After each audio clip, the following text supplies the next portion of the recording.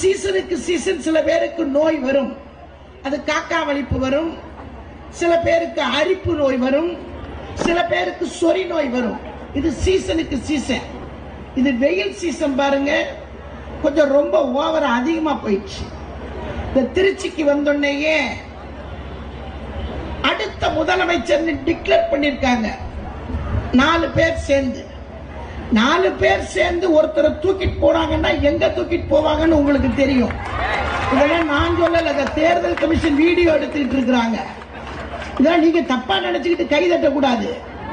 நான் சொல்றது நீங்க தப்பா புரிஞ்சுக்க கூடாது. 4 பேர் சேர்ந்து தூக்கிட்டு போனாங்கன்னா எதுக்கு போவாங்கன்னு முடிவு பண்ணிக்கோங்க. அடுத்த முதலமைச்சர் அவருன்னு சொல்லி இருக்கிறாங்க. இது சொல்லி ஒரு 10 நாள் ஆச்சு. நீங்க எல்லாம் பத்திரிகையில பார்த்திருப்பீங்க. 10 நாள் தான் ஆச்சு அடுத்த முதலமைச்சர்னு. ஆனா அந்த அம்மா முந்தா நாள் வந்து பேசியிருக்கிறாங்க, என்னென்னமோ பேசியிருக்கிறாங்க. அம்மா சரியில்லை, ஆட்சி சரியில்லை, சாதனை சரியில்லை எல்லாம் சொல்லியிருக்காங்க. நெத்தி அடி மாதிரி சொன்னாரு கொரடா. எங்க அம்மா கொடுத்த வண்டியில தானே நீ உட்கார்ந்தே போயிருக்கேன்னு சொன்னாரு. பேசாம தூக்கு போட்டு தொங்கலாம் இதே இடத்துல வந்து இந்த கேள்விக்கு பதில் சொல்ல முடியலன்னா. இந்த ஒரு சாதனை போதும், அது வேற விஷயம். ஆனா இங்க வந்து அந்த அம்மா பேசியிருக்காங்க, புரட்சி தலைவர் எம்ஜிஆரை பற்றி பேசி இருக்கிறார்கள். எங்களுடைய இணைய தலைவன், செல்ல தலைவன், சிங்கார தலைவன், புரட்சி தலைவர் எம்ஜிஆரை பற்றி பேசி இருக்கிறார். எம்ஜிஆரோடு ஒப்பிட்டு பேசுவதற்கு இந்த மூஞ்சி ஓரக்கட்டையா? புரட்சி தலைவர் எம்ஜிஆர் சினிமாவிலே கூட குடிப்பவனை போல நடிக்க மாட்டான்.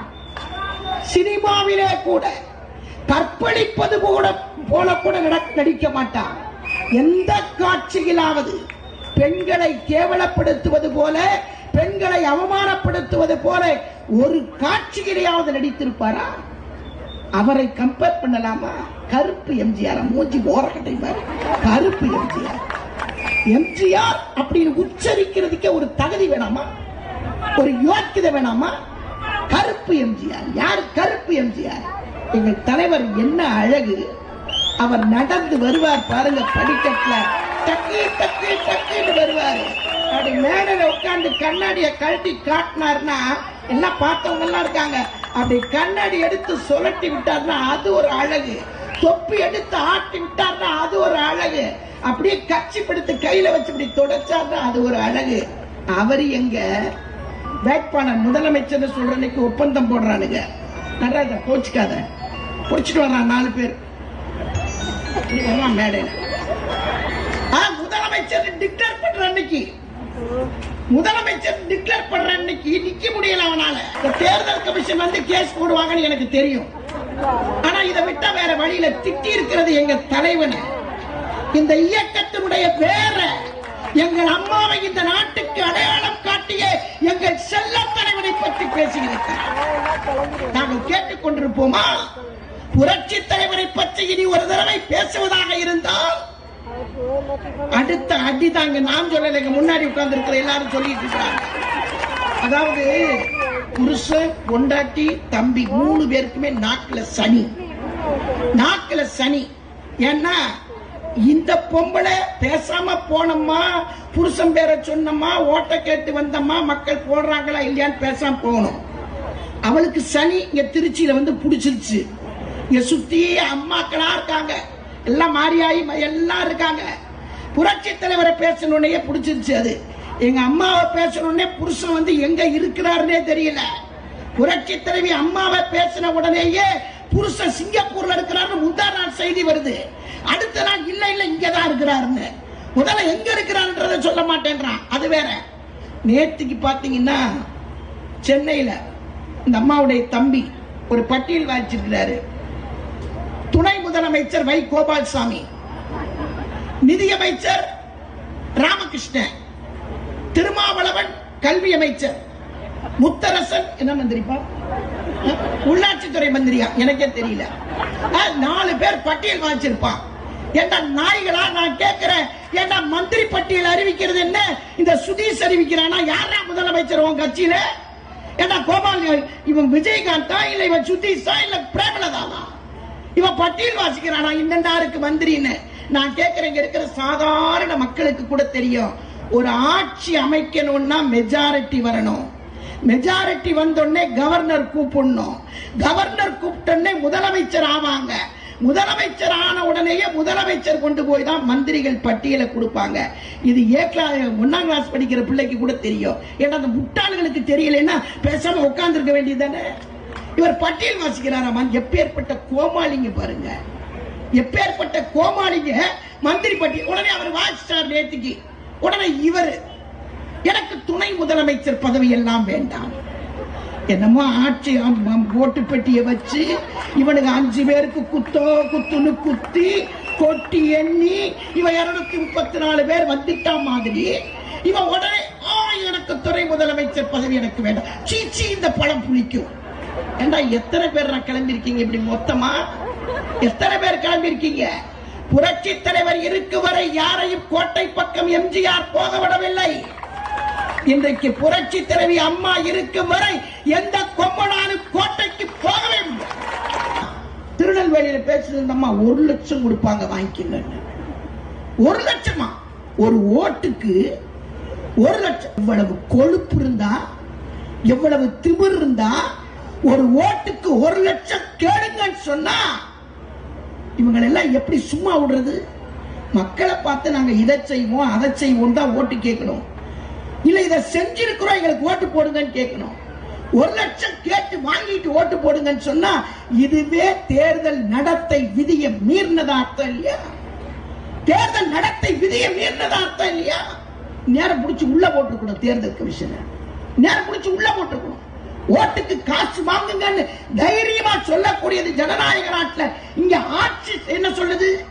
மத்திய சர்க்கார் என்ன சொல்றாங்க? ஓட்டுக்கு காசு வாங்காதீங்க, ஓட்டுக்கு காசு வாங்காதீங்க, தைரியமா வந்து ஓட்டு போடுங்க, உங்க கடமையை செய்யுங்க. ஆனா மேலே ஏறி 1 லட்சம் வாங்கிட்டு ஓட்டு போடுங்கன்னு சொன்னா இவங்க என்ன அரசியல்வாதிகளா?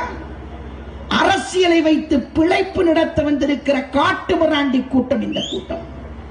அரசியலை வைத்து லாபம் தேடுவதற்கு வந்த கூட்டம். பேசலாமா? திமுக காரணம் அதே மாதிரி தான். இப்போ பணப்பட்டு வாடா திமுக காரணம் பண்ணி இருக்கிற அயோக்கியத்தனம் எல்லாம் பாத்தீங்கன்னா இன்னைக்கு இவ்வளவு கோடிக்கணக்கில் கொள்ளையடிச்சிட்டு மாற்றம் வரணுமா? தமிழ்நாட்டில் மிகப்பெரிய மாற்றம் வரணுமா? என்ன மாற்றம் வரணும்? காரணம் முதலமைச்சர் பதவி வேணும்ன்றான். பிரேமலதா, சுதீஷ், கோபால்சாமியும் சொல்றாங்க. அதை விட பெரிய வேடிக்கை கேட்டீங்கன்னா அன்புமணி ராமதாஸ், அது அப்ப மகன் அம்மா மருமக 4 பேர் இருக்கிற கட்சி, 4 பேர் தான். நான் கேட்கிற ராமதாஸ்க்கு தைரியம் இருந்தா நாளைக்கு திருச்சியில வந்து கூட்டம் போட்டு என் பையனுக்கு வேண்டாம் ஜிகே மணிக்கு கொடுத்துடுற முதலமைச்சர் பதவியை சொல்லட்டுமே, இல்லனா ஜே குருக்கு கொடுத்துடுறேன்னு சொல்லட்டுமே. முதலமைச்சர் பதவியை பாட்டாளி மக்கள் கட்சியில் இருக்கிற கடைசி தொண்டனுக்கு கொடுக்கிறேன்னு சொல்லட்டுமே. சொல்ல முடியாது. என்ன மகன் அனைத்திந்திய அண்ணா திமுகவில் மட்டும்தான், எங்கள் அம்மாவின் இயக்கத்திலே மட்டும்தான் ஒரு சாதாரண தொண்டனை கூட அமைச்சராக்கி பார்க்கக்கூடிய மிகப்பெரிய சரித்திரத்தை படைத்தவர் புரட்சி தலைவி அம்மா மட்டும்தான். கடைக்கோடி தொண்டன் கூட பதவிக்கு வர முடியும். சொல்லட்டுமே அன்புமணி ராமதாஸ் சொல்லட்டுமே என் பையனுக்கு வேண்டாம் ஜிகே மணி கொஞ்ச நாளைக்கு முதலமைச்சரா இருக்கட்டும் சொல்ல முடியாது. அவர் வந்து நாங்க ஊழலற்ற ஆட்சியை கொடுப்போம். யார் சொல்றது? மருத்துவக் கல்லூரி இடஒதுக்கீடு செய்வதில் ஊழல் குற்றச்சாட்டு செய்யப்பட்டு இன்றைக்கு கோர்ட் படிக்கட்டுகளில் ஏறிக்கொண்டிருக்கிற அன்புமணியை வைத்துக் கொண்டு இவர்தான் அடுத்த முதலமைச்சர் சொன்னா நாடு நம்புமா? நாடு ஏற்றுக்கொள்ளுமா? ஏற்றுக்கொள்ளாது. முதலமைச்சர் அப்படின்னா அதுக்கு ஒரு தகுதி வேணும், அதுக்கு ஒரு யோகிதை வேணும். முதலமைச்சர் சொல்றவங்க எல்லாம் முதலமைச்சர் ஆயிட முடியாது. பாட்டாளி மக்கள் கட்சி எப்ப ஆரம்பிச்சாங்க? அவர் என்ன சொன்னாரு? அவர் என்ன பேசினாரு? நான் வன்னியருக்கு தான் பாடுபடுவேன். ஆனா கடைசியில கழுதது எஞ்சு கட்டரும்பாயி இப்ப மகனை முதலமைச்சர் டிக்ளேர் பண்ணிட்டாரு. அடுத்து இருக்கக்கூடிய சில்லறை கட்சி உங்க எல்லாருக்கும் தெரியும். அந்த சில்லறை கட்சி எல்லாம் ஓட்ட உடசல் பேரிச்சம்பளத்துக்கு போடக்கூடிய காயலாங்கடைக்கு போற கட்சி தான். மீதி கட்சி எல்லாம் கருணாநிதி எடுத்துக்கிட்டு அவர் முதலமைச்சரா, ஸ்டாலின் எடுத்துக்கிட்டு அவர் முதலமைச்சரா, அன்புமணி எடுத்துக்கிட்டு அவர் முதலமைச்சரா, இந்த பக்கத்துல பிஜேபி எடுத்துக்கிட்டீங்கன்னா அவங்க தான் ஆட்சி அமைப்பாங்களாம். எல்லாம் ஆளாளுக்கு பாத்தீங்கன்னா எல்லாம் முதலமைச்சர் கிளம்பிட்டானுங்க. ஏன்னா முதலமைச்சர் என்ன சந்தையில வைக்கிற கத்திரிக்காயா? உடனே 2 கிலோ கையில ஒரு 10 ரூபாய் கையில கொடுத்துட்டு ஒரு 2 கிலோ முதலமைச்சர் பதவி கொடுங்கன்னு வாங்கிட்டு வர்றதுக்கு என்ன சந்தையில விற்கிற கத்திரிக்காயா? முதலமைச்சர் பதவிக்கு மக்கள் ஓட்டு போடணும், மக்கள் ஆதரவு கொடுக்கணும். மக்கள் ஆதரவு கொடுத்தாதான் ஆட்சியை பிடிக்க முடியும். அந்த ஆதரவு நம்முடைய தமிழ்நாட்டில் புரட்சி தலைவி அம்மா ஒருத்தருக்கு தான். வேற யாருக்கு மேல நீங்க எடுத்துக்கங்க. நான் தயவு செய்து நீங்க ஓட்டு போடுறதுக்கு இன்னும் 45 நாள் தான் இருக்கு. எழுதி வைக்கப்பட்ட சரித்திரம். ஆனால் சிந்திப்பதற்கு முன்னால் கொஞ்ச நேரம் யோசிங்க. திமுக எடுத்துக்கிட்டீங்கன்னா அது குடும்ப கட்சி. குடும்ப கட்சி தான். யாரும் கூட்டு சேர வரவே மாட்டேன்றான். ஒருத்தர் வரவே மாட்டேன்றான். ஒரே ஒருத்தன் தான் வந்திருக்கிறான். அவன் குஷ்பு புரண்டு இளங்கோவன் தான் வந்திருக்கிறான். ஒரே ஒரு ஆளு. ஊழலும் ஒன்னா சேர்ந்து இருக்குது. இவங்க 2 பேரும் சேர்ந்து ஊழலை ஒழிக்கக்கூடிய மாற்றமான ஆட்சியை கொண்டு வரோம். இவங்க 2 பேரும். நான் கேட்க விரும்புற திமுக கார இனிமேல் தமிழ்நாட்டில் ஆட்சிக்கு வந்துட முடியுமா? ஆட்சிக்கு வந்துட முடியுமா? கொள்ளையடிச்சு பழக்கப்பட்டவன். இப்ப தேர்தல் வருதுன்னு திமுக காரன் சும்மாவே இருக்க மாட்டேன்றான். தினந்தோறும் ஒரு பொய்யா கொண்டு போய் எலெக்ஷன் கமிஷன்ல கொடுத்துட்டு வர்றான். முந்தா நாள் பாத்தீங்கன்னா டிவியில ஓடிக்கிட்டே இருக்கு. கண்டெய்னரா பணம் போகுது, கண்டெய்னரா பணம் போகுது. எல்லாம் சிறுதாபூர்ல பணம் போகுது. கண்டெய்னர் லாரி ரோட்ல போனாலேயே இது அம்மா வண்டி தான் இவன் சொல்றான்னா இவன் எப்பேற்பட்ட கொள்ளக்காரனுகளா எப்படி எல்லாம் இருந்திருக்கிறானுங்க பாருங்க. ஆட்சி நடக்கும் போது 1,80,000 கோடியே இப்படித்தான் கொண்டு போயிருக்கிறானுங்க. 1,80,000 கோடிய கண்டெய்னர்ல தான் கொண்டு போயிருக்காங்க. அதனாலதான் சொல்றான் கண்டெய்னர் போகுது. இன்னைக்கு என்ன நாள் தெரியுமா? இவருக்கு சித்தப்பா பையன் அவரு. அதனால ரொம்ப அக்கறையா இன்னைக்கு என்ன நாள், இந்த நாள் ஞாபகம் இருக்கா உங்களுக்கு? இன்னைக்கு தான் நடந்துச்சு. எதனால இதெல்லாம் கண்டுபிடிச்சிருக்காங்களா? இந்த அம்மா வந்து கேள்வி கேட்கிறாங்க மக்களை பார்த்து. நான் கேட்க விரும்புற அதெல்லாம் கௌரவ கொலை. கௌரவ கொலை. புரட்சி தலைவி அம்மாவின் அரசு நடவடிக்கை எடுக்காமல் இருந்ததா? கைது செய்யாமல் இருந்தார்களா? சட்ட ஒழுங்கு கெட்டு போச்சுன்னா என்ன நாட்டில் நடக்கவே முடியலையா? 144 தடை உத்தரவு போட்டிருக்கா? கடை திறக்கலையா? பள்ளிக்கூடம் நடக்கலையா? ஆபீஸ் நடக்கலையா? தெரு நடக்கலையா? கோயில் திறக்கலையா? மசூதி திறக்கலையா? தேவாலயம் திறக்கலையா? எல்லாம் நடந்துட்டு இருக்கு தமிழ்நாட்டில். எது இல்ல? எல்லாம் இருக்கு. ஆனா சட்டம் ஒழுங்கு இவனுங்களுக்கு தான் சரியா இல்லை. இவனுங்களுக்கு தான் சரியா இல்ல சட்டம் ஒழுங்கு. ஏன்னா அவன் குடும்பத்துக்குள்ளேயே பிரச்சனை, குடும்பத்துக்குள்ளேயே குத்து வெட்டு.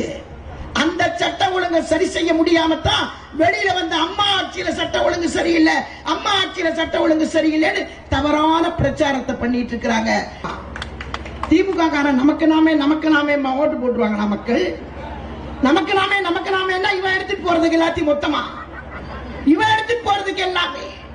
இப்ப புதுசா பாத்தீங்கன்னா இன்னைக்கு திமுக காரன் வந்து ஏதோ நாட்டு மக்கள் விவசாயிகள் மேல ரொம்ப அக்கறை இருக்கிற மாதிரி கருணாநிதி புது புரூடா விட்டுட்டு இருக்கிறாரு.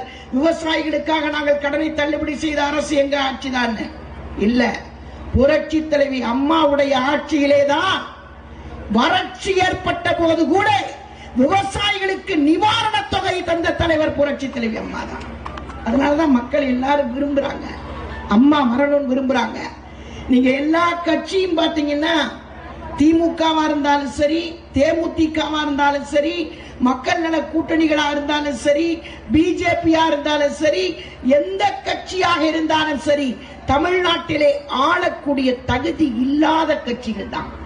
அம்மா ஒண்டிதான் தமிழகத்தை ஆளக்கூடிய தகுதி படைத்த தலைவரும் கூட. அந்த யோகிதை யாருக்குமே இல்லை.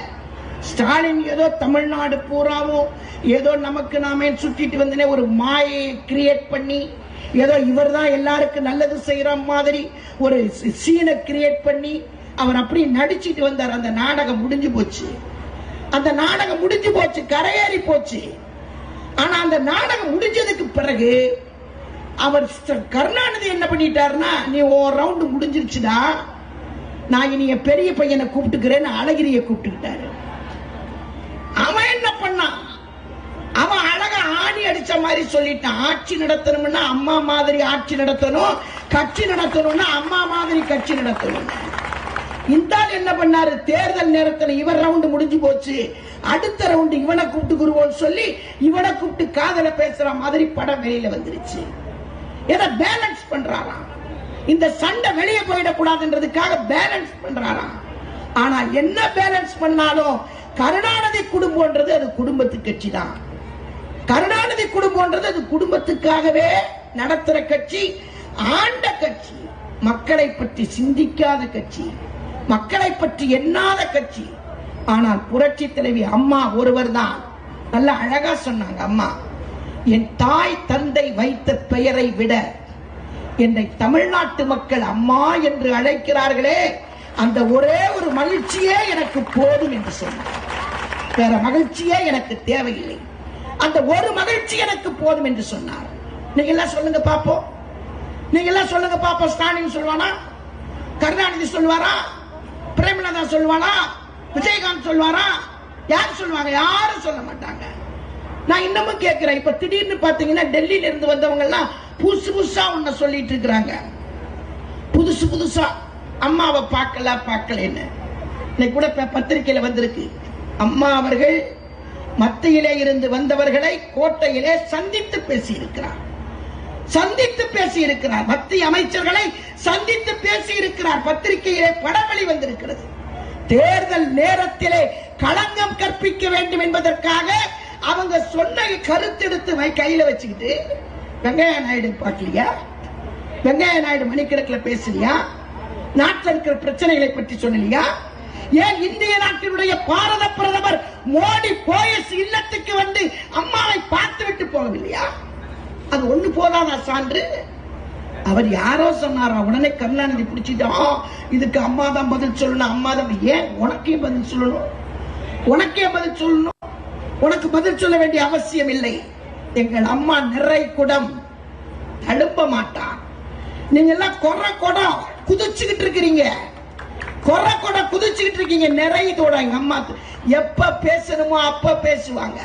இந்த ஒருத்தன் பேசி மாட்டிக்கிட்டு இருக்கான் பாருங்க, ஆட முடியாம ஆடிட்டு இருக்கான் பாருங்க, ஆட முடியாம ஆடிட்டு இருக்கான். எங்க அம்மாவுக்கு தெரியும், எங்க அம்மா அரசியல் எல்லாம் பாத்தீங்கன்னா இந்த இவன் வருவான் சர்க்கஸ்ல பாத்தீங்கன்னா பஃபூன் மாதிரி அப்பப்ப வந்துட்டு போவான். மூக்குல ஒரு பொம்மை, தலையில ஒரு பொம்மை தொங்கும்.